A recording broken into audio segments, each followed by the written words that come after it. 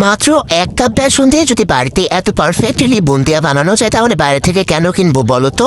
আর তোমরা তো জানোই আমি কত পরিমাণে গরিব, তাই বাড়িতে বানিয়ে ফেলবো।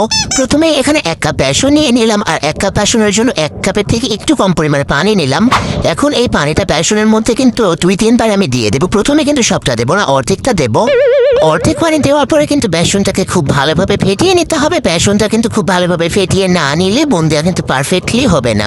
10 থেকে 12 মিনিট ফেটিয়ে নেওয়ার পরে কিন্তু বেসনের কালারটা অনেকটাই চেঞ্জ হয়ে আসছে। আর এখন আমি চেক করে নেবো যে বেসনটা একদম পারফেক্টলি ফেটানো হয়েছে কিনা।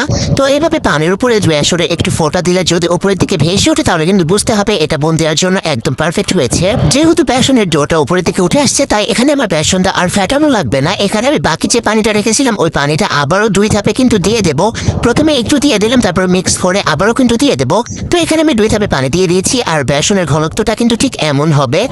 এখন আমি কালার মিক্স করার জন্য কিছুটা বেসনের ডো থেকে বেসন তুলে নেব। তো তোমরা কিন্তু চাইলে এটা নাও করতে পারো, এটা টোটালি অপশনাল। তো এখানে আমি গ্রিন কালার মেশালাম। এখানে কিন্তু অনেকে পিঙ্ক কালার মেশায়, তবে আমার কাছে একটু ইউনিক মনে হলো গ্রিন কালারটা, তাই আমি এখানে গ্রিন কালার দিয়েছি। তবে না দিলেও কোনো প্রবলেম নেই। এবার এমন একটা ছিটুযুক্ত চামচের সাহায্যে কিন্তু বুন্দিয়াটাকে ভেজে নিতে হবে। আমার তো মনে হয় এমন চামচ সবার বাসাতেই থাকে কম বেশি।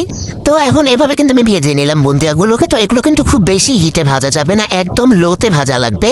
একইভাবে এখানে 2 রকম বুন্দিয়ায় ভেজে নিয়েছি। এখন চিনি শিরাটা তৈরি করে নেব। তো এখানে প্রথমে 1/4 কাপ পরিমাণ চিনি দিয়ে দিলাম আর 1 কাপ পরিমাণ পানি। তোমরা যারা বেশি মিষ্টি খেতে পছন্দ করো তারা এখানে কিন্তু চিনির পরিমাণ বাড়িয়ে দিতে পারো। তারপরে এখানে একটা ছোট্ট এলাচ দিয়ে দিলাম। তারপরে এখানে যখন একটু বলক চলে আসবে তখনই কিন্তু বুন্দিয়াগুলো দিয়ে দিতে হবে। তো বুন্দিয়াগুলো দেওয়ার পরে খুব বেশি সময় লাগবে না, 2 থেকে 3 মিনিট চেড়ে নিলেই বুন্দিয়া কিন্তু একদম রেডি। তো এখন কিন্তু বুন্দিয়াটা একদম রেডি। তোমাদের এলাকায় এটাকে কি বলে অবশ্যই সেটা কিন্তু কমেন্ট করে জানিও। আজকের মতো এ পর্যন্তই। আল্লাহ হাফেজ।